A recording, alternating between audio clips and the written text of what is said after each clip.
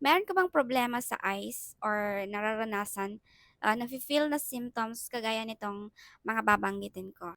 Tired and irritated eyes, blurry eyesight, sore eyes, retinopathy, pterygium, eye infection, cataract, nasal congestion, and catarrhal rhinitis. Dryness and fatigue, tapos yung na-experience mo yung palaging nagluluha-luha na eyes, yung palaging lumuluha yung eyes mo kahit hindi ka naman naiiyak. Yun, kung nafe-feel mo yung mga problems na yan sa eyes mo, I think makakatulong sa'yo 'tong product.